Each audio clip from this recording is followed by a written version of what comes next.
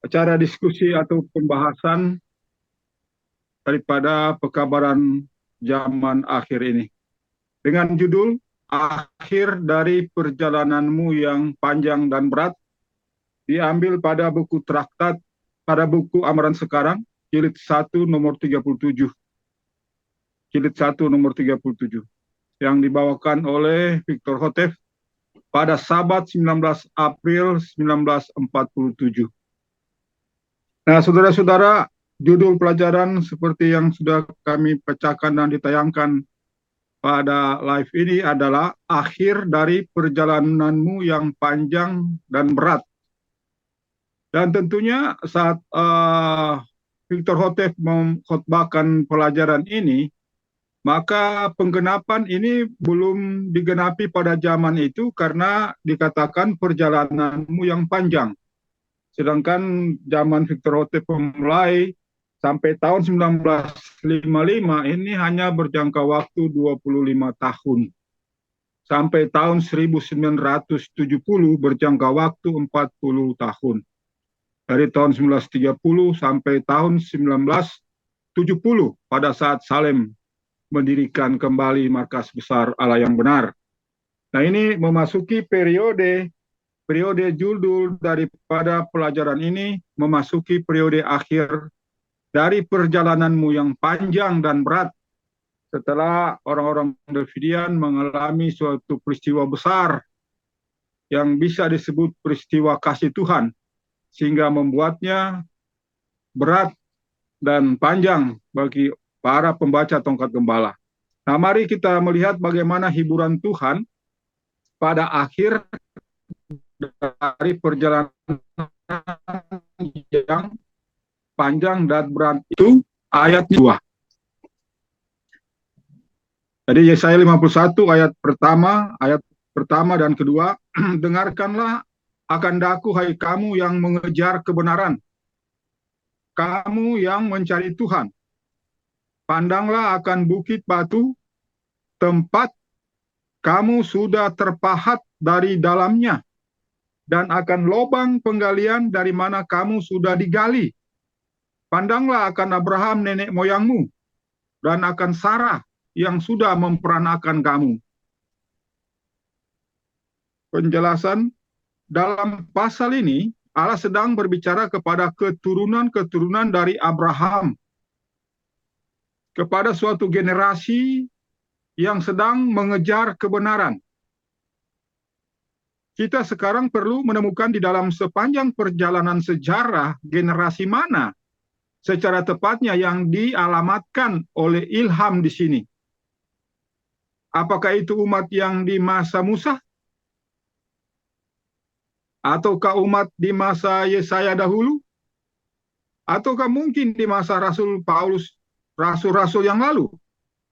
Ataukah umat di masa sejarah kita sekarang? Ataukah dari masa sejarah yang lain? Jika pasal ini dialamatkan kepada kita, maka kebutuhan kita untuk mempelajarinya dan kepentingan kita di dalamnya akan jauh lebih besar daripada jika sebaliknya. Informasi yang sedang kita cari ini terdapat di dalam ayat yang ke-17. Jadi saudara-saudara, di sini Victor Hotef menjelaskan bahwa melalui ayat 1 dan 2 bahwa Tuhan sedang berbicara kepada orang-orang yang sedang mencari kebenaran, orang-orang yang sedang mencari Tuhan. Bahwa mereka itu adalah batu yang dipahat dari bukit batu dan membuat suatu lubang, bukti lubang penggalian. Kemudian bahwa disuruh mereka memandang bahwa mereka itu adalah nenek moyangnya adalah Abraham dan Sarah yang sudah memperanakan mereka. Jadi orang-orang yang mencari kebenaran, orang-orang yang mencari Tuhan, mengejar kebenaran, adalah disebut dalam nubuatan Yesaya sebagai keturunan dari Abraham dan Sarah. Nenek moyang mereka adalah Abraham dan Sarah. Itu sudah dipastikan oleh ilham. Yang terpenting kita harus ingat bahwa kita termasuk di orang-orang yang mengejar kebenaran dan mencari Tuhan melalui nubuatan Yesaya ini. Jadi dengan demikian kita lihat ayat 17. Siapa yang dimaksud dengan generasi ini? Yesaya 51 ayat 17. Jagalah, jagalah, bangkitlah, hai Yerusalem. Engkau yang telah minum dari tangan Tuhan isi piala kehangatan murkanya. Engkau sudah minum habis piala yang berisi barang yang memabukkan. Bahkan kau hirup habis akan dia sampai kering. Saya 51 ayatnya yang ke-17. Penjelasan Hotef. Ayat ini menyatakan bahwa Allah sedang berbicara kepada suatu umat yang telah berjalan melewati semua cobaan, kesusahan, perhambaan, dan aniaya. Di bawah mana mereka telah ditempatkan untuk dipikulnya, untuk dosa dan pendurhakaan mereka. Mereka telah minum habis isi piala yang berisikan barang yang memabukkan dan bahkan menghirup habis akan dia. Pada akhirnya tidak ada lagi tertinggal sisa minuman di dalam piala itu. Ini tentunya tidak dapat dikatakan terhadap umat yang di masa Musa dahulu, ataupun terhadap umat di mana Yesaya, atau bahkan terhadap umat di masa rasul-rasul yang lalu. Itu tidak mungkin dikatakan terhadap sesuatu umat pada suatu periode, terkecuali mereka yang telah sampai pada masa kelepasan mereka dari kekurangan, ketakutan, dan bahaya yang telah mereka ciptakan sendiri melalui dosa dan pendurhakaan mereka. Namun panggilan ilahi untuk mereka berjaga ini mengungkapkan bahwa sungguh pun masa kelepasan itu sudah datang, namun mereka masih di dalam tidur rohani yang nyenyak. Artinya bodoh terhadap semua pekabaran baik ini. Nah, ini saudara, generasi umat yang dituju telah dijelaskan melalui ayatnya yang ke-17 adalah suatu generasi yang sudah meminum habis akan minuman yang memabukkan atau cawan murka Tuhan yang ada, sudah mereka habiskan semua. Artinya generasi yang ada paling akhir dari masa kelepasan yang sudah dinubuatkan. Makanya katanya ini tidak mungkin berlaku bagi Musa. Tidak mungkin berlaku bagi para nabi zaman Yesaya ataupun para nabi di zaman Yesus ataupun zaman reformasi. Karena semua mereka belum meminum habis cawan murka yang memabukkan itu. Sedangkan nubuatan di sini adalah generasi yang sudah meminum habis semua murka Tuhan. Nah, murka itu adalah akibat dari dosa-dosa mereka sendiri, mulai dari nenek moyang sampai kepada generasi mereka sendiri. Nah, ini juga ditunjukkan bahwa perintahnya adalah jagalah, jagalah. Jagalah, jagalah artinya bangun, bangun, bangun. Menunjukkan bahwa generasi umat ini berada pada suatu tidur yang nyenyak. Jadi bukan ada posisi bangun. Nah, seperti halnya 10 anak darah itu, lambangnya 10 anak darah itu, semua 5 bijaksana dan 5 bodoh, semuanya pada tidur nyenyak. Bukan hanya nubuatan 5 bodoh saja yang tidur, tetapi sama-sama 5 bijaksana, 5 bodoh dalam posisi tidur, sehingga mendapat pekabaran untuk bangun. Dan setelah bangun, hanya 5 bijaksana yang mempersiapkan minyak itu, yang termasuk minyak yang ada di dalam pekabaran Yesaya ini. Maka ini disebut bahwa umat itu masih dalam posisi tidak tahu tentang pekabaran Yesaya pasal 51. Mereka masih bodoh terhadap semua pekabaran baik ini. Nah, inilah yang kita akan bahas, apa kebodohan saudara dan saya setelah pekabaran ini diungkap. Yesaya 51 ayat 22. Yesaya 51 ayat 22. Demikian inilah firman Tuhanmu, yaitu Tuhan dan Allahmu yang telah memperjuangkan perkara umatnya. Bahwasanya aku telah mengambil dari tanganmu piala yang berisikan minuman yang memabukkan itu, yaitu isi cawan murkaku. Engkau tidak akan lagi meminumnya. Nah, saudara-saudara, kita lihat penjelasan dulu. Saudara saksikan Allah sendiri secara positif mengamanatkan kepada suatu umat yang telah menjalani semua hukuman yang harus diterimanya, dan pada akhirnya ia memperjuangkan bagi kelepasan mereka. Ini tidak mungkin dikatakan terhadap sesuatu umat pada sesuatu masa sebelum sekarang. Bagaimana kita mengetahui bahwa masa itu adalah sekarang dan bahwa Tuhan kini sedang berbicara kepada kita? Kita mengetahuinya dari kenyataan bahwa nubuatan-nubuatan mengenai masalah ini yang sudah lama tersembunyi kini untuk pertama kalinya dibukakan dan disajikan.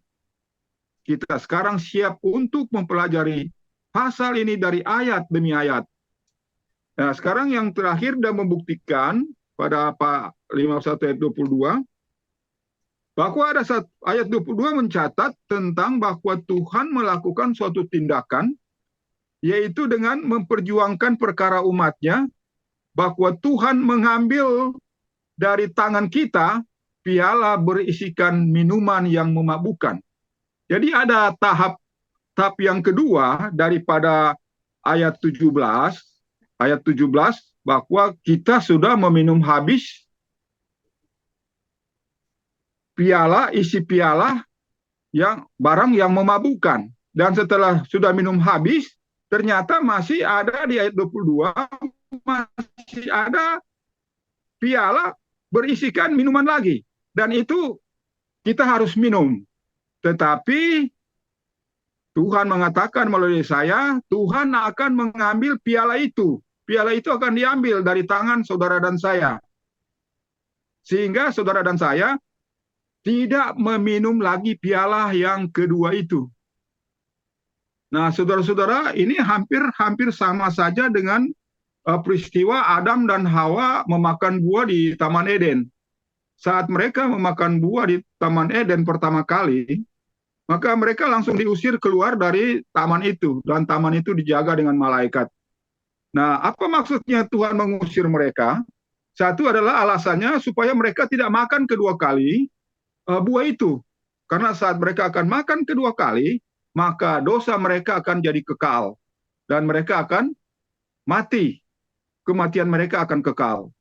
Nah, ini menggambarkan contoh saingan atau mirip dengan umat generasi terakhir.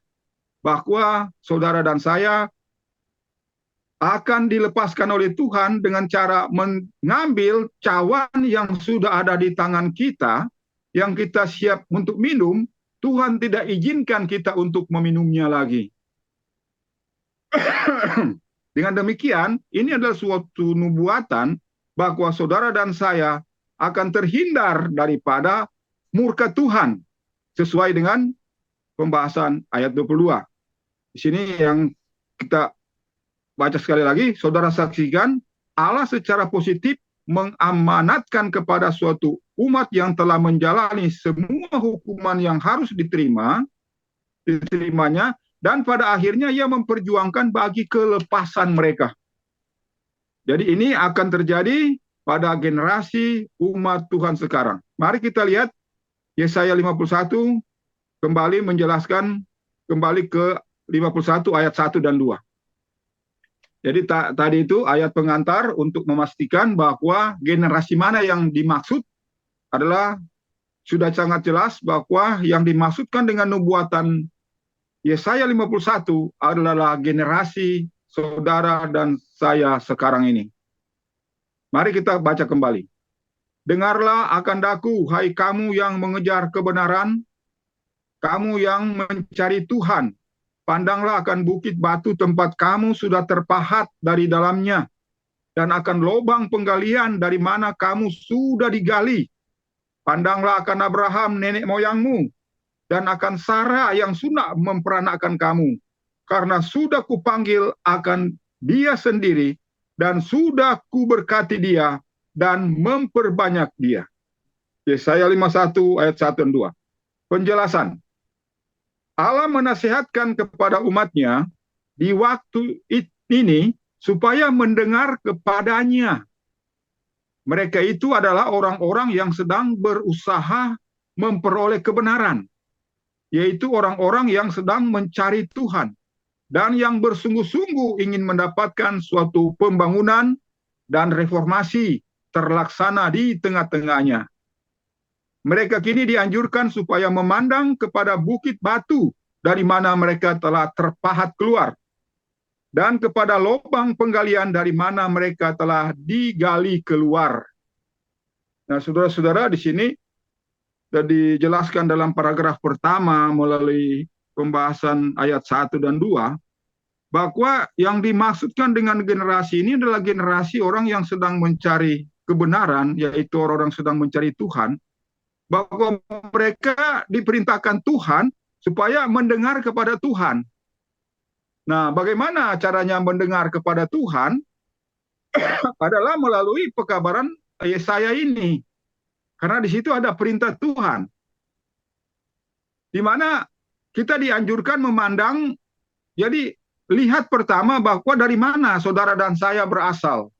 Disuruh memandang kepada bukit batu di mana kita sudah dipahat keluar. Dan pandang kepada lubang penggalian itu yang sudah digali keluar. Pandanglah kepada Abraham, pandanglah kepada Sarah yang sudah memperanakkan kita. Jadi kita dikategorikan di dalam nubuatan ini kepada orang yang mencari kebenaran, mencari nubuatan ini adalah keturunan generasi daripada Abraham dan Sarah. Selanjutnya, kita tidak akan menyimpulkan bahwa hanya orang Yahudi adalah keturunan dari Abraham. Orang-orang yang cukup beruntung memperoleh ungkapan kebenaran ini dihantarkan kepada mereka adalah umat. Tidak ada lagi kesimpulan lain yang aman jika Allah menyuruh nubuatan-nubuatan itu ditulis, dimeteraikan, dan kemudian diungkapkan sesuai kehendaknya pada masa yang ditetapkan. Oleh sebab itu, bukan hanya orang-orang Yahudi adalah keturunan dari Abraham. Untuk menemukan siapakah sebenarnya para pencari kebenaran itu, terdapat banyak bukti genealogis untuk dipertimbangkan. Yang pertama, hanya warga kerajaan Yehuda, kerajaan dua suku itu, yaitu Yehuda dan Benyamin, yang menerima gelar orang Yahudi. Jadi sini ada gambaran bahwa yang dimaksudkan dengan orang Yahudi itu adalah keturunan Yehuda dan sebagian suku Benyamin. Kemudian poin kedua, orang-orang dari kerajaan 10 suku, yaitu kerajaan Israel, telah tercerai-berai ke seluruh bangsa-bangsa, dan di sana mereka telah kehilangan selengkapnya ciri-ciri mereka. Jadi yang 10 suku itu sampai sekarang dunia sains, dunia ilmu sekarang juga sedang mencari dan membuktikan bahwa mencari 10 suku yang hilang. Jadi 10 suku ini ciri-ciri kebangsaan Israelnya sudah hilang. Sama sekali tidak nampak lagi. Poin ketiga, gereja Kristen sendiri adalah sebuah tunas yang tumbuh dari gereja Yahudi dan bangsa Yahudi. Para rasul dan pengikut-pengikut mereka sampai pada kira-kira tahun 35 kemudian, bahwa kembali orang-orang Yahudi yang banyak itu kehilangan ciri-ciri mereka karena menyebut dirinya sendiri orang-orang Kristen. Secara perbandingan dapat dikatakan bahwa hanya segelintir orang Yahudi yang berasal dari kerajaan Yehuda yang telah mempertahankan gelar nasional mereka, yaitu orang-orang Yahudi. Nah, saudara-saudara yang kekasih, jadi di poin 3 ini sangat jelas bahwa keturunan Yahudi juga ini sebagian besarnya sudah kehilangan ciri-ciri Yahudinya. Jadi tidak nampak lagi Yahudinya. Mereka sudah kelihatan orang Indonesia, sudah kelihatan orang Batak, sudah kelihatan orang Manado, sudah kelihatan orang Jakarta atau orang Jawa, orang Papua. Jadi ciri-ciri Yahudinya sama sekali tidak nampak, sudah hilang. Maupun ciri-ciri 10 suku juga sudah hilang, tidak ada lagi. Nah, sehingga dikatakan hanya sebagian kecil gelar nasional mereka, yaitu orang-orang Yahudi yang memerdekakan tahun 1948, hanya sebagian kecil dari mereka yang disebut orang-orang Yahudi. Karena di antara mereka orang-orang yang merdeka tahun 1948 yang membentuk negara Israel sekarang, di sana juga ada suatu gejolak yang mengatakan bahwa kamu bukan Yahudi, kami yang Yahudi asli. Nah, jadi ada pertentangan di antara mereka. Dengan demikian, pekabaran ini menunjukkan bahwa gelar nasional yang ciri-cirinya kelihatan Yahudi itu hanya sebagian kecil. Sebagian besarnya hilang. Keturunan-keturunan dari orang Kristen Yahudi yang mula-mula dan keturunan dari 10 suku itu sepanjang aliran sejarah tentunya telah berkembang menjadi suatu jumlah besar orang-orang yang tak terhitung banyaknya. Sebab Bani Abraham akan menjadi bagaikan pasir di tepi laut banyaknya.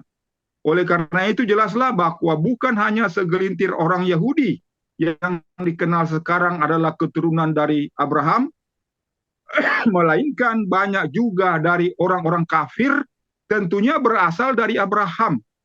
Karena adanya keadaan yang campur baur ini, maka sukarlah bagi seseorang untuk dapat mengatakan dengan pasti bahwa ia bukan salah satu dari anak-anak Abraham.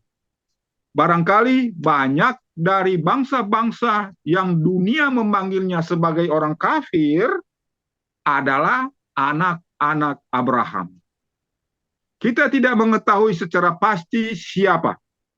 Namun, Allah memegang suatu daftar keturunan yang sempurna. Ia mengatakan, Aku akan menyebut Rahab dan Babel bagi mereka yang mengenal akan daku. Bahwasanya Filistea dan Tire dengan Ethiopia, orang ini telah lahir di sana. Dan dari hal Sion akan dikatakan, orang ini dan orang itu telah lahir di dalamnya. Maka yang maha tinggi itu sendiri akan mengatakannya. Tuhan akan menghitung apabila ia mencatat umat itu bahwa orang ini dilahirkan di sana. Selah. Mazmur 87 ayat 4 sampai 6. Nah, saudara-saudara, kata-kata Selah yang dicatat di sini oleh ahli bahasa Alkitab, ini artinya dibaca ulang, dibaca kembali. Jadi kalimat-kalimat kata-kata itu dibaca ulang kembali. Itu arti kata Selah menurut para pakar bahasa Alkitab. Nah, selanjutnya, penjelasan di sini, selanjutnya, sungguh pun seseorang berasal dari darah orang kafir, jika ia betul-betul menerima Kristus, maka ia oleh kelahiran rohaninya menjadi salah satu dari Bani Abraham, karena ilham mengatakan, jikalau kamu adalah milik Kristus, maka kamu juga adalah keturunan Abraham dan pewaris-pewaris sesuai dengan janjinya. Galatia 3 ayat 29. Oleh sebab itu, kepada anak-anak Abraham, yang diamanatkan ini tidak akan dicari di antara orang-orang Yahudi, tidak percaya yang tidak dikenal itu, melainkan di antara orang-orang Kristen. Jadi ini suatu penegasan, saudara, bahwa ayat yang kita baca tadi, yaitu ayat 1 dan 2, pandanglah akan bukit batu tempat kamu sudah terpahat dari dalamnya dan lubang penggalian dari mana kamu sudah digali. Pandanglah kepada Abraham nenek moyangmu dan Sarah yang sudah memperanakan kamu, karena aku sudah kupanggil akan dia sendiri dan sudah kuberkati dia dan memperbanyak akan dia. Jadi itu termasuk itu orang-orang Kristen yang ada sekarang. Mereka dinasihatkan supaya memandang Abraham dan Sarah, supaya mempertimbangkan bahwa apabila Allah memanggil Abraham, walaupun ia sendiri, maka bagaimanapun juga ia mematuhi dan Allah memberkati dia. Dan walaupun dengan segala ketidakmungkinan yang nyata yang ada pada dia dan Sarah, Allah telah memperbanyak dia. Bagaimana jika saudara pribadi dan sendirian dipanggil oleh firman-Nya, sepertinya hal Abraham, untuk berdiri sendirian, mempertahankan kebenaran dan keadilan? Maukah saudara menjadi pahlawan bagi Allah seperti Abraham? Atau maukah saudara berlaku seperti yang diperbuat Yudas Iskariot yang murtad itu? Nah, saudara-saudara, saya pernah ingat kata-kata ini yang disampaikan oleh saudara Dimun dulu. Walaupun saya sendiri di Salem, saya akan tetap mempertahankan Salem. Walaupun di Indonesia tinggal saya sendiri, saya akan tetap mempertahankan kebenaran Salem. Karena sudah memahami kebenaran-kebenaran yang ada di Salem. Nah, jadi dengan demikian juga, saudara, di sini gambarannya katanya bahwa pada saat Abraham dipanggil keluar, dia dipanggil, nah, dari kaum keluarganya, dia dipanggil, maka demikian juga saudara dan saya pada saat ini, panggilan itu sama. Dan seperti halnya Abraham itu mempertahankan kebenaran, demikian juga saudara dan saya. Bagaimanakah saudara dan saya? Apakah akan mempertahankan kebenaran tentang pekabaran ini? Sehingga dikatakan dua pilihan. Apakah saudara mau jadi seperti Abraham atau mau jadi seperti Yudas Iskariot yang murtad itu? Jadi ada gambaran bagi para pembaca sekarang ini, dua gambaran ini. Menjadi murid seperti Yudas atau kita tetap bertahan seperti Abraham. Maka tentunya harapan kita adalah kita akan jadi seperti Abraham. Karena kita sudah diamanatkan lewat pekabaran ini, bahwa pandanglah Abraham, pandanglah akan Sarah, pandanglah bukit batu tempat kamu telah dipahat. Dan jika tidak akan memperoleh, jika kita tidak akan memperoleh kehormatan untuk memilih seperti halnya Abraham, Allah tidak mungkin akan mengingatkan kita kepada pengalaman Abraham itu. Jadi sini pengkhotbah ini saudara menjelaskan bahwa di dalam ayat ini diingatkan tentang masalah Abraham, menunjukkan bahwa perjalananmu yang panjang dan berat seperti Abraham, dia menjalani perjalanan yang panjang dan berat, dipanggil dari Ur Kasdim sampai ke tiba di Kanaan. Berat yang dia alami di sana sampai akhirnya keturunannya itu dari Abraham juga pulang pergi masuk ke Mesir. Keturunan juga Yakub, Ishak, Yakub. Mesir menjadi tumpuannya. Dengan demikian kita diingatkan bahwa perjalanan Abraham itu panjang dan berat. Maka perjalanan saudara dan saya yang mencari kebenaran, mencari Tuhan pada generasi terakhir dari generasi Abraham adalah panjang dan berat. Perjalananmu yang panjang dan berat. Kepada kita dijelaskan supaya jangan kehilangan semangat, melainkan supaya percaya kepada Allah, karena Allah bermaksud untuk memberkati dan memperbanyak kita. Seperti halnya ia memberkati dan memperbanyak leluhur kita, yaitu Abraham dan Sarah. Alasan mengapa ia memberkati kita seperti juga ia memberkati mereka, diberikannya melalui ayat berikut ini. Jadi Allah telah memperbanyak Sarah dan Abraham dan Sarah. Akhirnya sampai mereka benar-benar menjadi banyak sampai sekarang ini. Nah, demikian janji itu masih berjalan sampai sekarang, saudara-saudara. Bagi keturunan Abraham dan keturunan Sarah, maka iman mereka akan menjadi kuat seperti Abraham dan Sarah setelah dibuktikan melalui kenyataan mereka melihat bahwa keturunan mereka menjadi banyak. Nah, demikian juga bagi orang-orang Davidian sekarang. Kita melihat bahwa mungkin, kenapa kita sedikit-sedikit saja? Kenapa tidak banyak? Padahal pelajaran daripada tongkat gembala adalah 144.000 plus rombongan bersama yang hidup. Nah, sedangkan anggota yang lain hanya memahami 144.000. Malahan kita memahami pekabaran tongkat yang benar adalah 144.000 ditambah rombongan bersama. Nah, itu belum nampak. Kita belum nampak. Tetapi janji daripada Tuhan kepada Abraham, bahwa Abraham itu akan menjadi banyak melalui pekabaran yang disampaikan kepadanya. Demikian juga saudara dan saya diberikan pekabaran pada saat sekarang ini, bahwa semua apa yang difirmankan Tuhan pasti akan digenapi. Nah, saudara dan saya harus semangat. Yesaya 51 ayat 3. Karena Tuhan akan menghibur Sion. Ia akan menghibur semua tempat reruntuhannya. Dan ia akan menjadikan padang tandusnya seperti Eden. Dan gurun pasirnya bagaikan taman Tuhan. Kesukaan dan kegembiraan akan terdapat di dalamnya.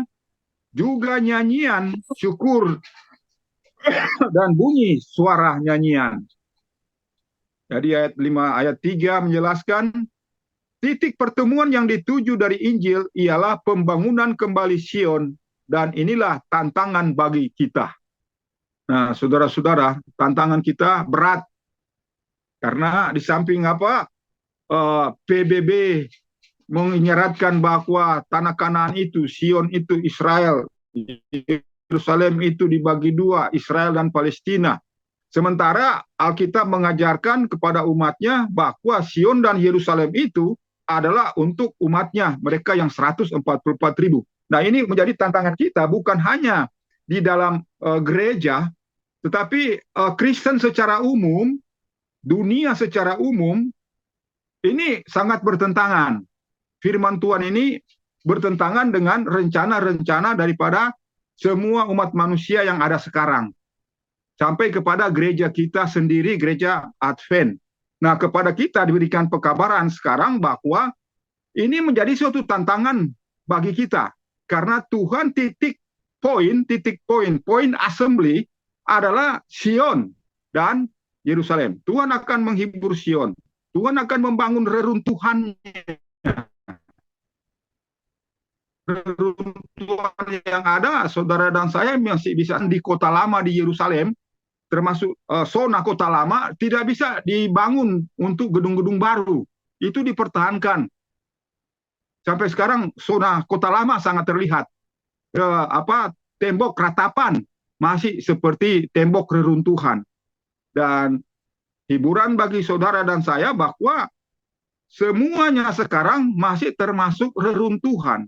Sebelum saudara dan saya, umat Tuhan, dibawa ke sana, itu masih kategori reruntuhan. Nah, dengan demikian dijanjikan bahwa mereka akan pergi ke sana dengan kesukaan dan kegembiraan dan nyanyian syukur dan bunyi nyanyian. Nah, sekarang saudara, kalau saya lihat juga bahwa orang-orang Yahudi yang ada sekarang di sana menyambut orang-orang Yahudi yang mau pulang, mereka akan disambut dengan nyanyian-nyanyian shalom, nyanyian-nyanyian shalom. Akan disambut, welcome kedatangannya, kepulangannya. Nah, ini memang suatu nubuatan yang dipahami oleh orang-orang Yahudi yang lama. Nah, demikian juga bagi saudara dan saya, nubuatan Yesaya meramalkan bahwa saat umat itu pulang, mereka akan dipenuhi dengan nyanyian, kegembiraan, kesukaan. Bukan derita atau kesukaran yang akan mereka hadapi, tapi kegembiraan yang sangat sangat besar. Karena piala itu, piala murka Tuhan sudah diambil dari tangan saudara dan saya. Tidak boleh lagi saudara dan saya meminumnya. Tuhan sendiri yang mengambilnya. Kemudian Yesaya 51, 4 dan 5. Dengarlah akan daku, hai umatku, dan perhatikanlah akan daku, hai bangsaku. Karena suatu hukum akan keluar daripadaku, dan aku akan membuat keputusanku menjadi sebuah terang bagi orang banyak. Kebenaranku adalah dekat, selamat daripadaku sudah keluar, dan kedua lenganku akan mengadili orang banyak. Segala pulau akan menantikan daku, dan mereka akan berharap pada lenganku. Sangat jelas, saudara, ayat 4 dan 5. Ini sangat jelas dijelaskan oleh pekabaran ini. Mari kita baca penjelasan ini. Kita diminta untuk mendengar kepada Tuhan.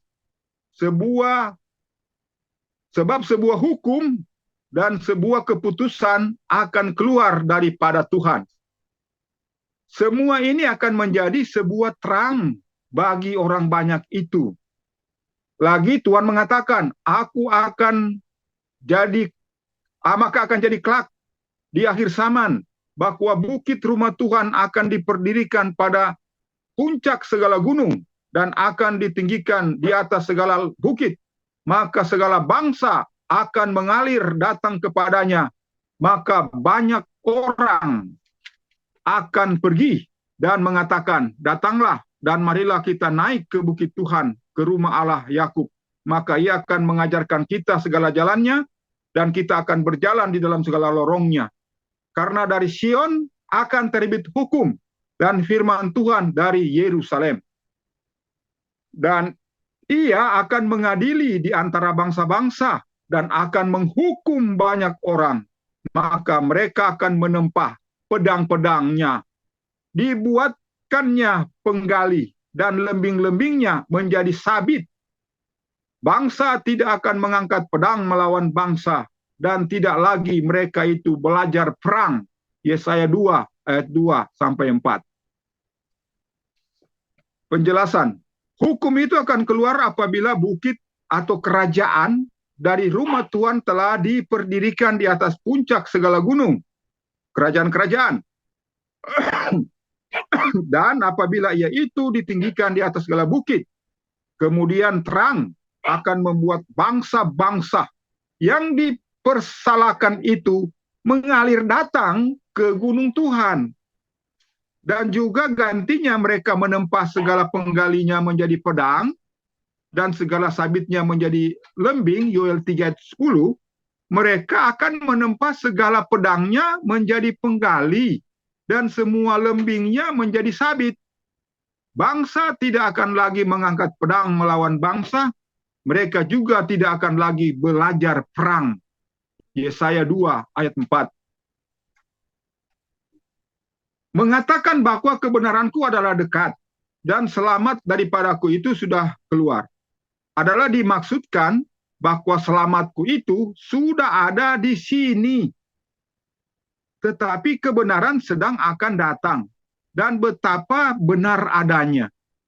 Nah, saudara-saudara, di sini Khotib menegaskan melalui ayat ini bahwa kebenarannya adalah dekat, bahwa selamat daripadaku sudah keluar.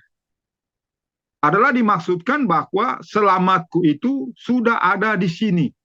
Artinya lewat pekabaran yang menjanjikan kepada umatnya ini, pada orang-orang yang mencari kebenaran dan mencari Tuhan, selamatnya itu sudah ada di situ. Jadi sudah ada. Tidak bisa lagi mencari, selamat itu, nanti saudara, kalau saya terpilih atau saya ini. Kalau saudara dan saya tadi berbahagia dengan pekabaran ini, kita gembira dengan pekabaran ini, piala kita akan dicabut, cawan kita akan dicabut, dan kita sudah meminum cawan yang pertama, maka disinilah selamat itu. Dijelaskan selamatku sudah ada di sini. Dan betapa benar adanya. Dan di sini dijelaskan tentang bahwa bagaimana seperti biasanya saudara dan saya sudah banyak pelajari, bahwa bangsa-bangsa yang akan bergabung dengan umat yang dari Abraham itu, keturunan Abraham itu adalah suatu bangsa-bangsa yang akan merubah bangsanya untuk tidak belajar perang lagi. Bangsa itu merupakan suatu bangsa. Jadi bukan hanya sebagian bangsa dari bangsanya yang akan bergabung, tetapi satu kelompok bangsa itu akan bergabung karena bangsa itu mampu mengeluarkan hukum untuk merubah peraturan bangsanya, merubah alat perang, dirubah menjadi alat pertanian. Jadi ada bangsa-bangsa yang akan bergabung dengan Tuhan di waktu itu. Sehingga bangsa-bangsa itu adalah bangsa-bangsa yang akan memutuskan dirinya untuk merubah kekuatan militernya menjadi kekuatan ekonomi pertanian. Nah, saudara-saudara, apabila saudara melihat bangsa-bangsa sekarang sedang berjuang keras untuk mempertahankan wilayahnya, zonanya, mempertahankan keamanannya lewat melalui anggaran besar untuk anggaran pertahanan dan keamanan, termasuk bangsa Indonesia dan bangsa-bangsa lain, bangsa Malaysia, Filipina, semua bangsa anggaran besar dikeluarkan untuk anggaran pertahanan dan keamanan, alustista, dan semua peralatan perang lainnya. Dan itu triliun anggaran daripada untuk membentuk anggaran, mengalokasikan dana untuk anggaran pertahanan keamanan, maka itu jumlahnya miliar, jumlahnya triliun. Ada bangsa yang kuadriliun, sudah triliun yang sangat banyak lebih. Sehingga anggaran itu kalau saudara bayangkan dirubah menjadi alat pertanian, pesawat-pesawat suatu bangsa dirubah menjadi suatu alat pertanian, maka semua taman, gurun pasir, padang pasir, semua bisa dirubah menjadi pertanian sekarang.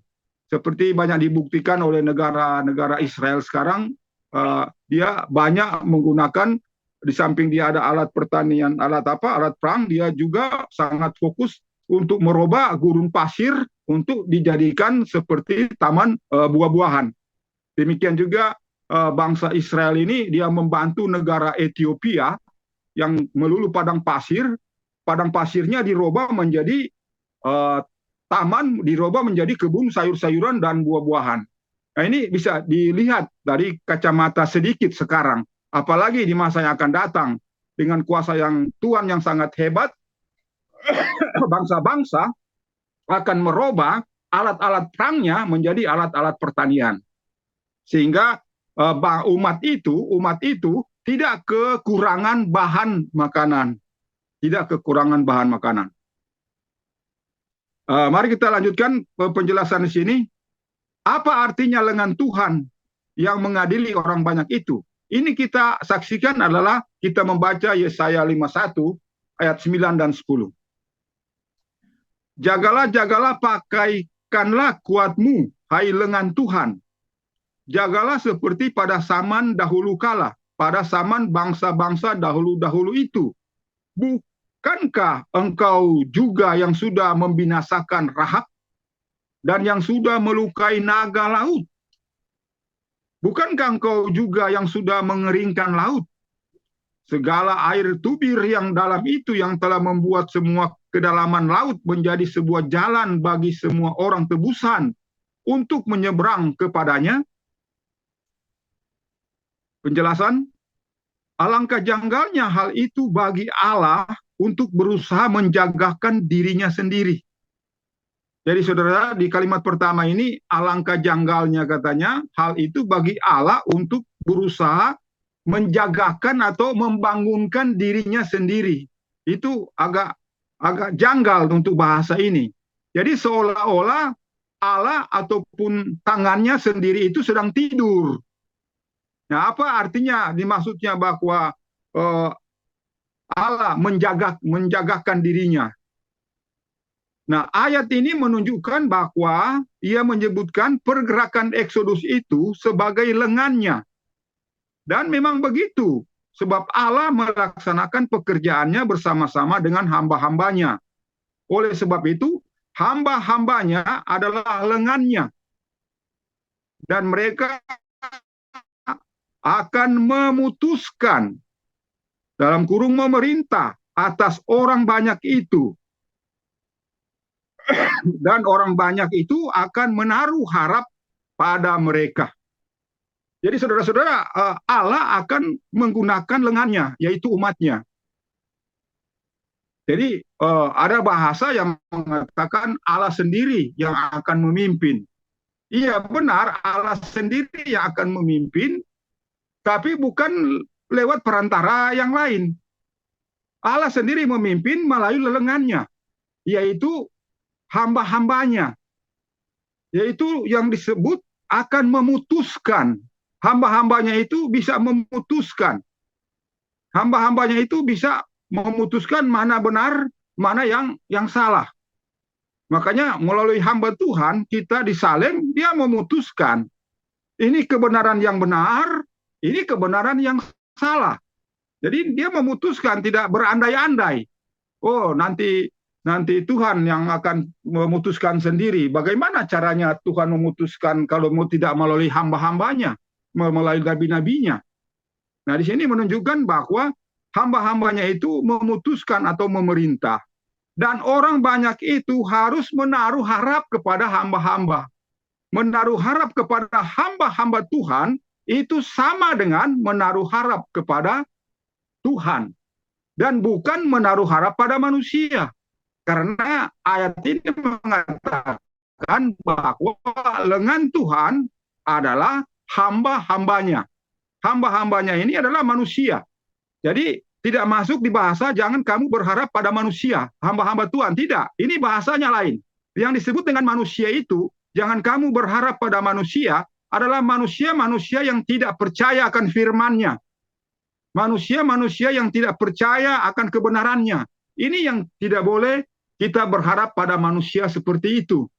Tetapi gambaran Tuhan di sini mengatakan bahwa orang banyak itu menaruh harap pada hamba-hambanya, yaitu lengan Tuhan. Yesaya 51 ayat 6. Arahkanlah matamu ke langit dan pandanglah ke atas bumi di bawah. Karena segala langit akan lenyap bagaikan asap dan bumi akan menjadi lapuk bagaikan pakaian. Dan segala orang yang diam di dalamnya akan mati seperti caranya. Tetapi selamat yang daripadaku itu akan kekal selama-lamanya, dan kebenaranku pun tidak akan terhapuskan. Saudara-saudara, dipertegas di ayat 51 ayat 6 ini. Jadi ayat 5 tadi dipertegas di sini bahwa langit pandanglah ke langit dan lihatlah ke bumi, bahwa langit itu akan lenyap dan bumi itu sudah lapuk. Sudah lapuk. Ini masih zaman Yesaya, saudara. Sudah ditulis bahwa bumi itu lapuk. Dan manusia bisa melihat kelapukan bumi saat sekarang ini. Saat sekarang ini benar-benar para ahli sudah melihat dan menjadi bukti bagi saudara dan saya terjadinya gempa bumi yang dahsyat, karena terjadinya tsunami, karena ada patahan lempeng-lempeng tanah di bawah laut, di atas darat. Apabila lempengan tanah itu bergerak, naik turun, maka akan terjadi tsunami yang besar. Karena begitu lempengan patahan tanah itu di bumi, dia bergerak turun, maka air tersedot ke bawah. Pada saat dia naik kembali secara tiba-tiba, maka dia memuntahkan air laut menjadi gelombang yang sangat besar dan menjadi tsunami. Dan gelombang yang paling tertinggi yang dicatat oleh sejarah hampir mencapai 600 meter. 600 meter. Maka gedung-gedung tinggi yang 600 meter pun, kalau tsunami jadi seperti itu, gedung-gedung yang ada di dataran rendah mencapai tinggi gelombang 600 meter dengan kekuatan yang dahsyat, bisa menghancurkan kota-kota. Kalau hal itu akan terjadi atau Tuhan akan tidak tahan. Karena lapuknya bumi itu. Allah sudah menjelaskan bahwa bumi menjadi lapuk bagaikan pakaian. Nah, mungkin saudara sudah melihat bagaimana lapuknya pakaian apabila disengat oleh rayap. Jadi kalau pakaian itu dibiarkan di atas tanah, dia lapuk dan ada rayap masuk, maka betapa lapuknya pakaian itu akan dibuat oleh rayap itu. Demikian katanya, bumi lapuk bagaikan pakaian yang dikena oleh rayap. Jadi kalau bukan Tuhan yang sedikit menjaganya, maka hancur sebelum waktunya. Dan dijaminkan bahwa segala orang yang diam di dalamnya akan mati seperti cara itu. Jadi sini adalah penting bagi kita diperingatkan bahwa semuanya yang lain akan binasa. Tetapi orang yang memperoleh keselamatan Allah dan kebenarnya akan berdiri tetap selama-lamanya. Jadi dijamin di dalam nubuatan Yesaya pasal 51 ini, saudara-saudara, bahwa saudara-saudara dan saya dijamin keselamatannya. walaupun bumi lapuk, walaupun segala langit yang Tuhan sudah ciptakan itu dengan segampangnya Tuhan, semudah manusia mau tarik selimut untuk menyelimuti badannya, semudah itu Tuhan membuat alam semesta yang sangat tidak terbatas. Tetapi itu pun Tuhan katakan bahwa tengoklah ke atas, bahwa langit akan lenyap bagaikan asap. Nah, ini para ahli sudah melihat tanda-tanda kehancuran segala langit melalui teropong mereka, bahwa mereka meramalkan satu saat nanti akan ada kehancuran total alam semesta, akan ada kehancuran. Dan ini nubuatan Yesaya sudah mengatakan itu. Buku kita berjudul Tengoklah, Aku jadikan segala perkara baru. Jadi Tuhan akan memperbaharui hal semuanya, tetapi yang sangat terpenting diingatkan di sini adalah umat Tuhan harus mematuhi perintah Tuhan untuk melaksanakan pekerjaannya, karena umat Tuhan itu adalah lengannya. Dan titik sentral, titik poin yang ditegaskan di sini adalah Sion dan Yerusalem. Ayat 7. Yesaya 51 ayat 7.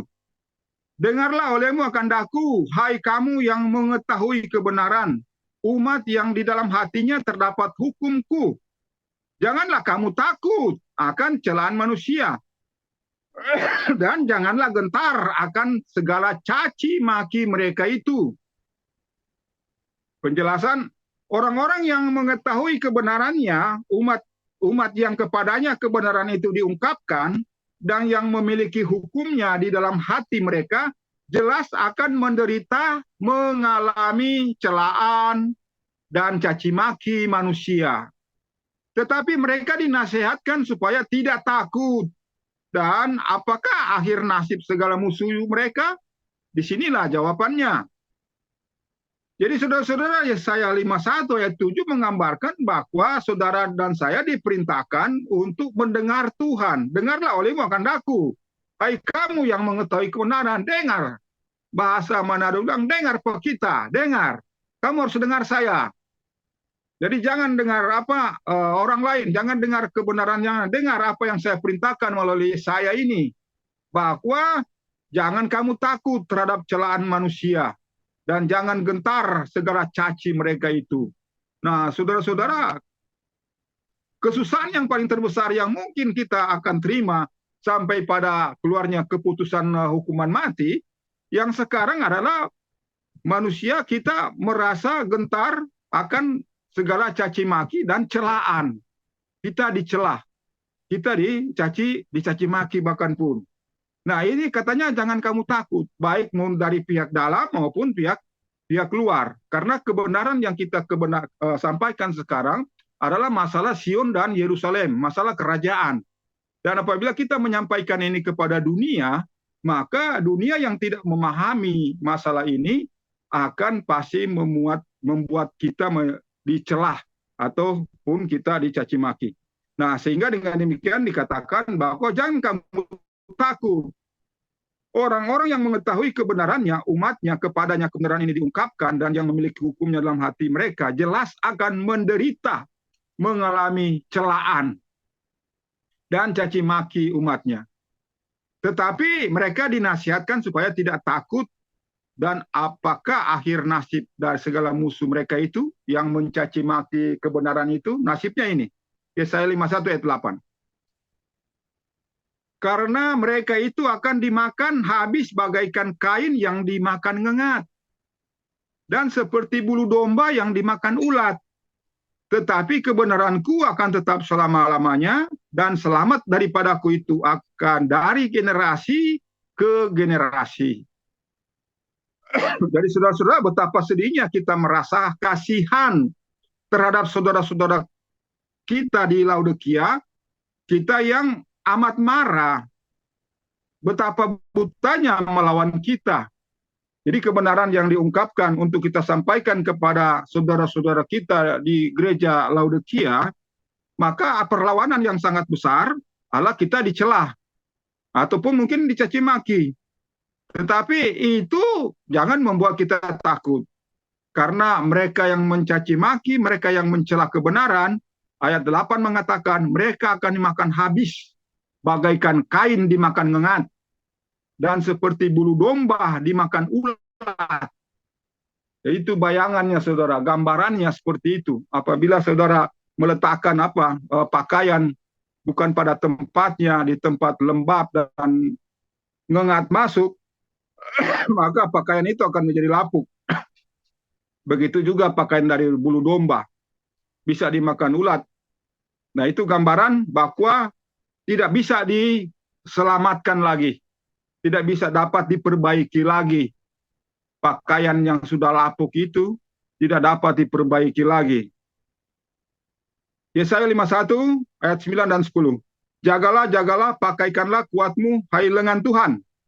Jagalah seperti pada zaman dahulu kala, pada zaman bangsa yang dahulu-dahulu itu.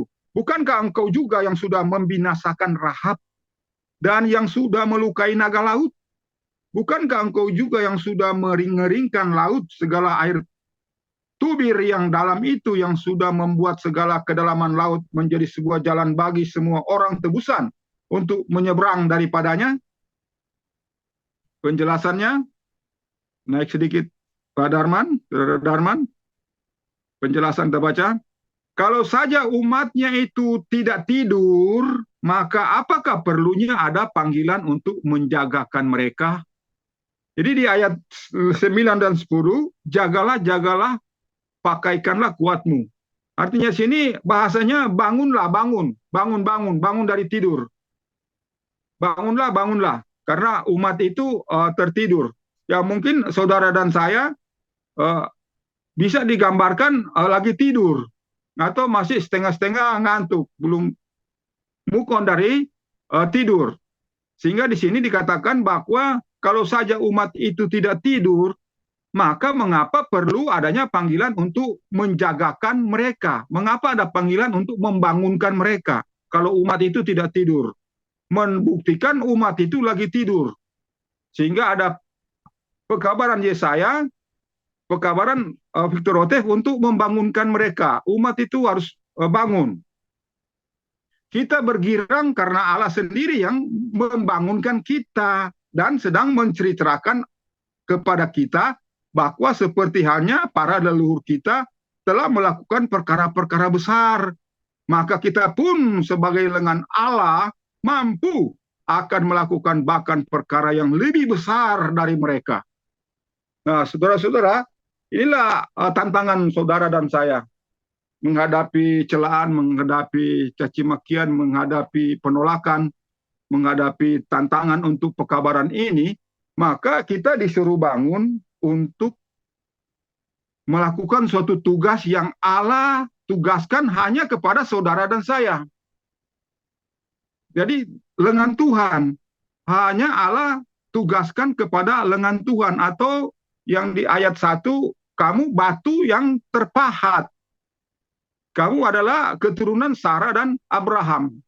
Jadi tentunya kita tidak dapat, Allah tidak dapat mendelegasikan tugas ini kepada yang bukan lengan Tuhan. Tetapi kepada lengan Tuhan atau hamba-hambanya, yaitu hamba-hambanya itu orang-orang yang memahami, yang menerima pekabaran, yang memahami pekabaran yang benar dan menerima pekabaran yang benar. Nah, mereka disebut sebagai hamba-hamba Tuhan. Dan mereka lagi tidur. Dan Allah membangunkan sendiri. Allah yang membangunkan sendiri. Bangun-bangun. Jadi seperti yang lalu Yusuf tertidur, dibangunkan oleh malaikat. Elia tertidur, dibangunkan oleh malaikat. Nah, di masa kita sekarang, umat tertidur rohani, yang bangunkan sendiri adalah Tuhan sendiri yang bangunkan mereka. Dan diberikan tugas-tugas yang harus mereka selesaikan, karena mereka sebagai lengan Tuhan, dan akan melakukan perkara-perkara besar, bahkan lebih besar daripada yang diperbuat oleh lengan Tuhan di zaman Musa. Karena di zaman Musa katanya mereka mengeringkan laut, mereka bisa mengusir, melukai naga laut, mereka bisa membinasakan Rahab.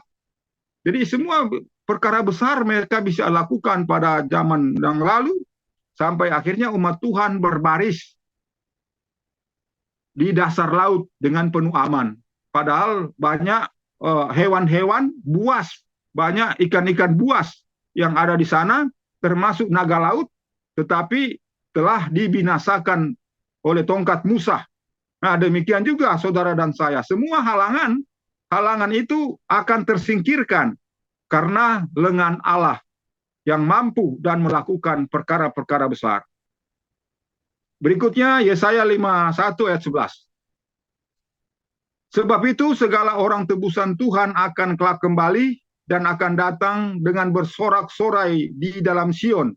Maka kesukaan kekal akan berada di atas kepala mereka itu. Mereka akan memperoleh kesukaan dan kegembiraan. Maka kesusahan dan tangisan akan berlalu. Jadi ayat 8, ayat 11. Di sini penuh kegembiraan dan semua kesusahan akan berlalu. Syukur kepada Allah. Syukur kepada Allah. Bahwa bukan saja ia menjagakan atau membangunkan umatnya dan membuat mereka menyanyi sambil berbaris masuk ke Sion, tetapi juga mampu menyingkirkan semua kesusahan dan tangisan untuk selama-lamanya. Ia adalah sangat mampu untuk meletakkan di atas kepala mereka itu kesukaan yang kekal. Jadi Yesaya 51 ayat 11, bahwa Allah mampu. Mereka akan masuk ke Sion dengan nyanyian dan syukur. Mereka akan menyanyi sambil berbaris masuk ke Sion. Bukan mereka akan terpecah-pecah, tapi mereka berbaris sehingga sepakat mereka masuk melalui panggilan daripada piring terbang. Mereka serentak masuk, naiklah semua, dan mereka turun berbaris untuk masuk ke Sion. Nah, Yesaya 51 ayat 12. Bahkan aku juga yang menghibur kamu. Siapakah engkau? Maka harus engkau takut kepada manusia yang mati kelak dan kepada anak manusia yang akan dijadikan seperti rumput. Yesaya 51 ayat 12 menjelaskan bahwa kenapa umat Tuhan takut kepada manusia. Kenapa lengan-lengan Tuhan harus takut kepada manusia? Bahwa manusia itu seperti rumput. Dalam usaha untuk menunjukkan kepada kita betapa sia-sia untuk takut terhadap manusia yang kelak mati seperti halnya rumput di telapak kaki, maka Ilham dalam ayat ini menekankan kepada penghiburan-penghiburan yang dijanjikan pada ayat 11. Pasti masih ada saja orang yang besar takutnya kepada manusia. Kini karena kita telah memperoleh firman dan penghiburan Allah, maka hendaklah kita takut kepadanya, yaitu satu-satunya yang patut ditakuti. Jadi yang kita takuti hanya pada Allah yang telah memberikan nubuatan Yesaya kepada saudara dan saya. Itu yang kita takuti. Dan kita tidak boleh takut kepada manusia. Orang-orang yang menentang pekabaran Yesaya ini, yang tidak memahami pekabaran Yesaya ini. Karena di sini saudara dan saya dikatakan bahwa penghiburan itu ada di dalam ayat 11. Jadi ayat 11 ini adalah merupakan suatu penghiburan bagi saudara dan saya. Minggu lalu kita sudah membahas hiburkanlah umatku. Karena umatnya berada dalam suatu situasi yang penuh dengan ketidaksukaan atau penuh dengan kegembiraan. Dan pada minggu yang sebelumnya juga kita telah membahas hiburkanlah umatku. Dan pada saat ini juga pekabaran hiburan ini masih terus diarahkan kepada umatnya. Yang dimana Hotep memberi judul, akhir dari perjalananmu yang panjang dan berat, akhirnya itu apa? Walaupun perjalananmu panjang dan berat, tapi akhirnya itu sangat menjanjikan. Suatu harapan yang sangat besar. Yesaya 51 ayat 14, ayat 13. Maka engkau melupakan Tuhan. Maka engkau melupakan Tuhan, penciptamu, yang sudah membentangkan segala langit dan sudah meletakkan segala alas bumi. dan kamu setiap harinya takut kepada amarahnya si penganiaya, seolah-olah ia telah siap hendak membinasakan. Maka di manakah gerangan geram si penganiaya itu? Nah, saudara, ini sangat lucu di ayat ini. Saudara dan saya yang ditantang oleh Tuhan, bukan para penentang, tetapi umat-umat yang ditantang oleh Tuhan di sini. Maka engkau melupakan Tuhan. Jadi saat saudara dan saya takut, itu artinya saudara dan saya sudah melupakan Tuhan. Maka engkau melupakan Tuhan, penciptamu yang sudah membentangkan segala langit dan sudah meletakkan segala alas bumi. Nah, sudah kita bahas bagaimana alam semesta ini yang ada. Sudah diciptakan bumi, tata surya, Bima Sakti, galaksi-galaksi, Aromeda, berbagai macam galaksi lainnya, bermiliar-miliar bintang, gugusan bintang. Tuhan telah menciptakan semuanya bagaikan semudah manusia melipat selimutnya. Nah, kenapa kata manusia umat Tuhan itu bahwa kamu takut? Amarah si penganiaya. Apabila si penganiaya ini amarah, maka saudara dan saya jadi takut. Seolah-olah ia telah siap hendak membinasakan kamu. Bahwa si penganiaya itu sekarang siap-siap membinasakan kamu. Maka di mana gerangan geram si penganiaya itu? Nah, ini yang Tuhan tanyakan kepada saudara dan saya. Apabila kita mulai takut kepada manusia, maka sejak saat itu juga kita melupakan Allah. Jadi kita tidak ingat itu Allah. Walaupun kita ingat, ingatlah kamu akan hari Sabat, umat Tuhan ingat akan hari Sabat, tetapi Allah dia sudah lupakan, menandakan perayaan Sabatnya itu fatal, tidak berfungsi. Karena dia melupakan Allahnya. Saat dia ketakutan menyampaikan pekabaran, ketakutan kepada si penganiaya. Nah, apabila Saudara Dimun atau Pendeta Dimun membahas tentang hukuman mati yang akan datang pada Sandelo, maka orang-orang takut menghadapi itu. Wah, ada undang-undang hari Minggu kah? Jadi takut dengan ancaman.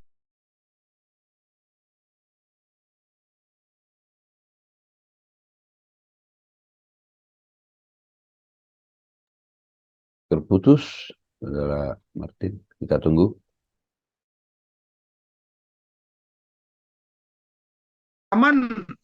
Ancaman seperti itu.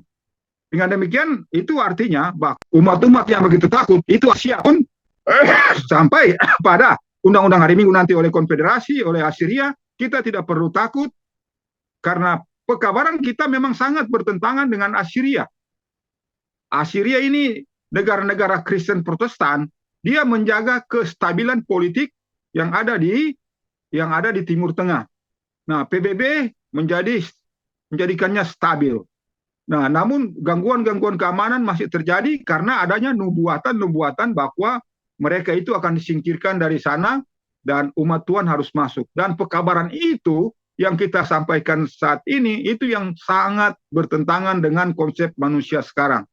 Konsep kedamaian Timur Tengah sangat bertentangan dalam rencana PBB. Kita mengabarkan suatu pekabaran bahwa akan ada perang di sana, akan ada kekacauan besar di sana, akan ada pendirian kerajaan.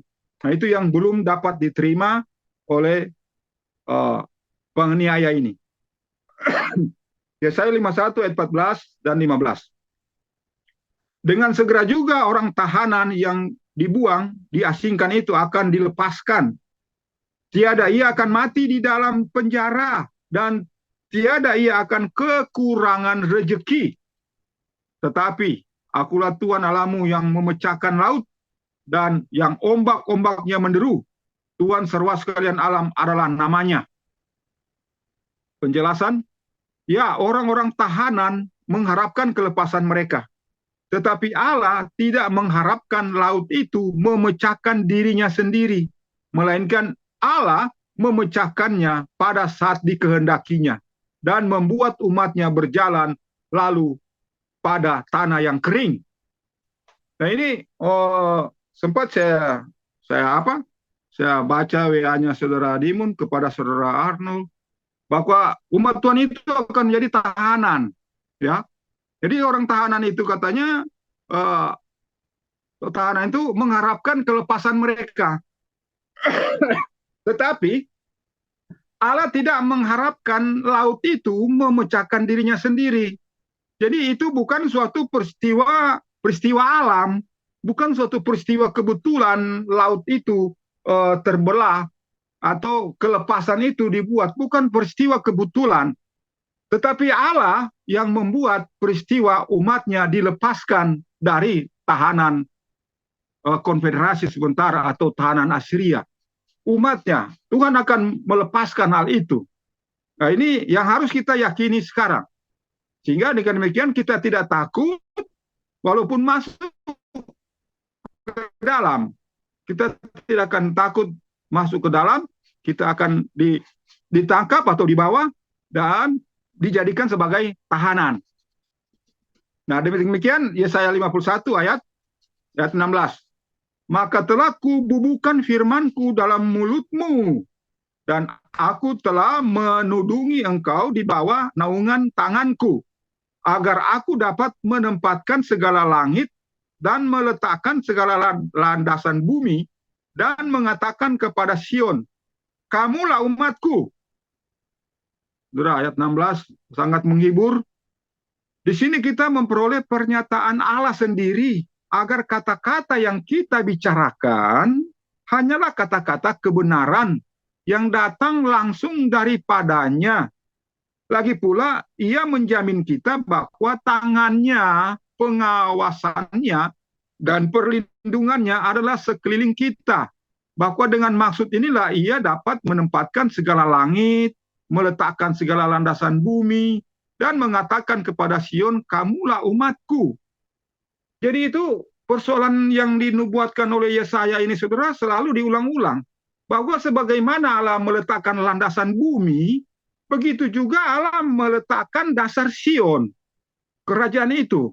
Itu sama pentingnya. Allah menciptakan bumi, Allah menciptakan Sion itu untuk terbentuk kembali dengan 144.000, itu sama. Allah telah menciptakan langit, alam semesta, planet-planet, semua. Itu sama nilainya dengan Allah mempertahankan Sion. Jadi kalau saudara dan saya tidak percaya Sion didirikan, itu artinya saudara tidak percaya alam diciptakan. Itu menandakan melupakan Allah. Saudara melupakan Allah. Karena Yesaya mempertegas, itu sama. Jadi dengan demikian, kita melihat bahwa betapa sangat besarnya rencana Allah itu menciptakan Sion itu sama seperti dia menciptakan bumi dan langit 6 hari lamanya. Dan Tuhan berhenti pada hari yang ke-7. Tuhan menciptakan landasan bumi. Jagalah, jagalah hai kawanku. Pada kenyataannya bahwa tertawannya kita, kesusahan dan tangis kita, saya sudah ayat 17 tadi kan. Ya, kamulah umatku. Jadi jagalah, ayat 17, jagalah, bangkitlah hai Yerusalem. Engkau telah minum dari tangan Tuhan isi piala kehangatan murkanya. Engkau sudah minum habis isi piala yang berisikan barang yang memabukkan. Bahwa kau cerup habis akan dia. Jagalah, hai kawanku, kepada kenyataan bahwa ketertawaan kita, kesusahan dan tangis kita sudah hampir berlalu. Kita tidak akan lagi mengalaminya. Dia yang membelah laut itu akan betul-betul dapat membebaskan kita. Nah, saudara-saudara, kalau iman orang-orang pionir kita di zaman Elia, mereka hidup sama-sama dengan zaman Elia, iman mereka tidak akan goyang sedikit pun karena Elia ada di tengah-tengah mereka. Tetapi saat saudara Elia itu nampaknya ditidurkan, diistirahat, dan akhirnya begitu juga datang kepada Vice Presiden kita, Salem, diistirahatkan Tuhan, maka akhirnya di tangan kita menjadi apa? Menjadi kabur, menjadi lemah. Wah, apa yang harus kita perbuat? Apa yang harus kita lakukan? Karena pemimpin-pemimpin ini diseratkan Tuhan. Nah, di sini kita, saudara dan saya, dijamin oleh Tuhan bahwa pekabaran perjalananmu yang panjang dan berat ini benar-benar datang pada zaman saudara dan saya sekarang. Karena pemimpin yang kita sangat harapkan, dua orang ini diambil istirahat oleh Tuhan. Bahkan orang-orang di Amerika sekarang, saya koordinasi, mereka juga waktu khotbah di acara pelepasan saudara Donny Deir, mereka juga dilanda seperti gunda gulana mau menghadapi ini. Karena kita hanya berdasarkan bacaan tulisan yang apa ditulis oleh Victor Hotef, apa yang ditulis oleh saudara Donny Deir. Nah, saudara dan saya ternyata sama dikuatkan bahwa saudara dan saya harus berjaga-jaga, harus bangun. Jagalah, jagalah, bangun, bangunlah, hai kawanku. Yang Yesus panggil, Tuhan panggil sebagai sahabatnya. Bangun, bangun kawanku.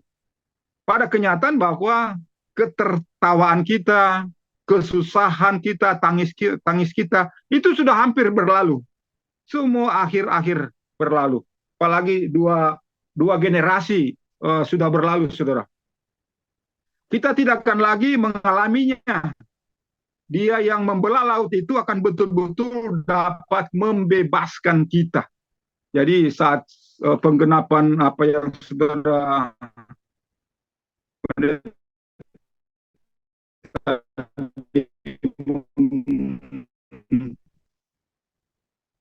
sedang fight ke teman-teman grup yang lain terus, bahwa walaupun sudah janjinya bahwa kita akan dibebaskan, tapi memang Tuhan benar-benar melepaskan kita. Ayat 51 dan 8, ayat 51 pasal 51 18, daripada semua anak yang telah dilahirkannya tiada seorang pun yang menuntun dia, dan daripada semua anak-anak yang telah dibesarkannya tiada seorang pun yang memegang tangannya. Keadaan Sion yang lalu dan juga masa kini sekarang dikemukakan bagi pertimbangan kita. Alangkah sedihnya betapa mengerikan keadaannya bagi sebuah sidang sesudah ia membawa keluar banyak orang-orang yang bertobat. Tak seorang pun yang memberikan bantuan kepadanya. Jadi di sini dijelaskan bahwa keadaan Sion yang lalu dan juga kita sekarang keadaannya dikemukakan melalui pertimbangan kita. Jadi baik Sion di masa lalu maupun keadaan Sion yang sekarang itu dikemukakan bagi pertimbangan kita. Alangkah sedihnya betapa mengerikan keadaan bagi sebuah sidang sesudah ia membawa keluar banyak orang yang bertobat, tak seorang pun yang memberikan bantuan kepadanya. Jadi kan itu berat, saudara. Yang dimana orang-orang yang kita sudah lawat, sudah lihat bertobat, tetapi orang-orang yang nampaknya kita lihat ini bertobat, tidak memberikan bantuan. Jadi ini berat, tidak memberikan bantuan. Tak seorang pun yang memberikan bantuan kepadanya, kepada lengan Tuhan itu. Mereka keluar banyak dari Salem.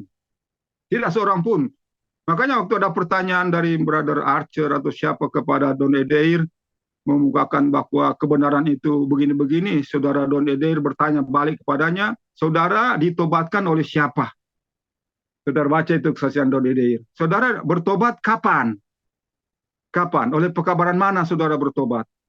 Maka mereka tidak dapat menjawabnya. Jadi itu penggenapannya, saudara. Bahwa orang-orang yang bertobat itu tak seorang pun yang memberikan bantuan kepadanya. Di sini kita diberitahu bahwa para anggota biasa di Laodikia sama sekali tidak bisa menjadi bantuan rohani apapun bagi ibunya. Kependetaan, bahkan tidak seorang pun berusaha keras untuk mengangkat tangannya memberi bantuan kepada saudara-saudara kependetaan itu. Semua mereka itu sedikit banyak setuju untuk tetap tinggal, merana, dan sengsara, dan miskin, dan buta, dan bertelanjang. Wahyu 3 ayat 17. Jadi bahkan untuk membantu pihak kependetaan untuk keluar dari kebutaan, ketelanjangan itu, keanggotaan dari Laodikia ini tidak sedikit pun membantu pendeta untuk keluar dari situasi itu. baru siapa yang akan melakukan hal itu? Hanya pekabaran ini. Hanya saudara dan saya, hanya lengan Tuhan yang bisa membantu para pendeta kita, kuda-kuda Daud ini untuk bisa sadar akan keperluan keselamatan yang Tuhan janjikan kepadanya. Jadi hanya saudara dan saya yang hanya bisa membantu ibu ini. Makanya di surat Hosea oleh Yesriel dikatakan, berbantah-bantahlah kamu dengan ibumu, beritahukan kesalahan ibumu. Jadi kita yang disuruh Tuhan untuk pergi nasihatkan kepada ibu kita. Jadi cara-cara yang sudah dipakai oleh zaman Victor Houteff adalah mengirimkan buku-buku ke General Conference. Kemudian kita disuruh cari alamat dan kirimkan buku-buku. Buku-buku itu yang akan menyelesaikan misi itu. Dan apabila mereka haus akan kebenaran, mereka akan balik bertanya akan ini. Atau kita fishing dan hunting, melakukan itu dari rumah ke rumah. Apalagi kita melalui medsos sekarang, media massa yang ada sekarang. Kalau kita sampaikan itu, kita tidak tahu seberapa orang yang akan menerima itu, tetapi kita beriman bahwa janji Tuhan, bahwa Sion itu akan jadi. Jadi jangan saudara mengharapkan, kelihatannya nampaknya yang percaya pekabaran ini sedikit sekali. Berarti saudara meragukan tentang pekabaran ini, bahwa Tuhan akan meletakkan Sion. Sebagaimana Tuhan meletakkan bumi pada hal pertama kali, penciptaan pertama kali, sama. Nah demikian juga harapan iman saudara dan saya, bahwa gereja Advent pasti siap. Akan Tuhan siapkan semua anggota Advent, 144.000 dan rombongan bersama ada di dalam Advent ini. Bukan di luar Advent. Itu sudah tidak cocok dengan pekabaran. Itu yang kita tunggu, yang Tuhan akan buat. Bukan secara kebetulan, tapi Tuhan yang melakukannya, melepaskan umatnya. Nah, demikian juga terhadap Wahyu pasal 3 ayat 17, saudara dan saya sebagai lengan Tuhan harus membantu pihak ibu kita untuk bisa memahami tentang rencana Tuhan ini.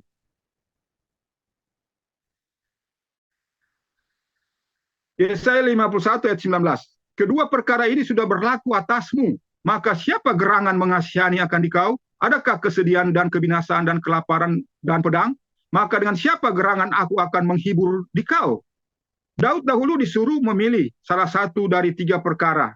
Maka datanglah Gad kepada Daud, diberitahu kepadanya firman itu. Lalu katanya, maukah engkau satu bela kelaparan 7 tahun lamanya berlaku atas negerimu? Atau maukah engkau lari 3 bulan lamanya dari hadapan musuhmu yang mengusir akan dikau? Atau maukah suatu wabah sampar 3 hari lamanya dalam negerimu? 1 Samuel 24 ayat 10 sampai 13. Sekarang dengan cara yang sama umat Allah ditanya untuk memilih apa yang ditinggalkan dan kebinasaan atau kelaparan atau pedang. Maka bukankah seperti di masa Daud dahulu, melainkan ia sendiri yang akan memecahkan masalah kita jika kita menyerahkannya kepadanya? Jadi sebagaimana peristiwa Daud, demikian juga peristiwa saudara dan saya dengan 3 pilihan ini. 3 pilihan. Maka keputusan Daud adalah Tuhan sendiri yang apa? Yang memutuskan. Bukan kita yang memilih. Tuhan sendiri yang memutuskan apa yang layak kita terima, apa yang harus saya lalui. Dan itu sudah dijelaskan bahwa Tuhan akan melepaskan cawan yang ada di tangan kita setelah kita merasakan cawan yang pertama. Nah, cawan yang mau dilepaskan Tuhan inilah yang sering dibahas oleh saudara pendeta Dimun, bahwa saat akan ada keputusan hukuman mati, maka Tuhan akan lepaskan kita, cawan itu dicabut. Sebenarnya kalau Tuhan tidak cabut, ya kita menerima hukuman kita setimpal dengan perbuatan dan dosa kita juga. Tetapi Tuhan kasih, Tuhan cabut cawan itu, kamu diampuni. Jadi sebagaimana Yakub waktu menerima kesusahan Yakub, kalau dia rasa congkak, rasa sombong, maka dia akan mati di waktu itu.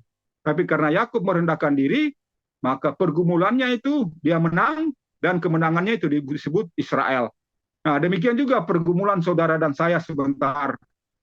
Kita tidak bisa memegahkan diri sendiri, tidak bisa memegahkan hasil karya pekerjaan kita, tetapi Tuhan sendiri yang akan mengampuni dan melepaskan kita. Maka disebut orang yang mencari rendah hati, barangkali kamu akan diluputkan. Ini adalah beberapa hal di mana lengan Allah menaruh perhatian sepenuhnya kepada seruan panggilannya yang membangun kita. Kini pada akhirnya perjalanan kita yang panjang dan berat, janganlah kita membiarkan apapun menghalangi kita dari menerima dua perkara yang membuat kita berdiri untuk selama-lamanya, yaitu keselamatan Allah dan kebenarannya. Kita sekarang diminta untuk memilih, hendak berdiri di pihak Allah atau pihak musuh-musuhnya, yaitu orang-orang yang kita takuti.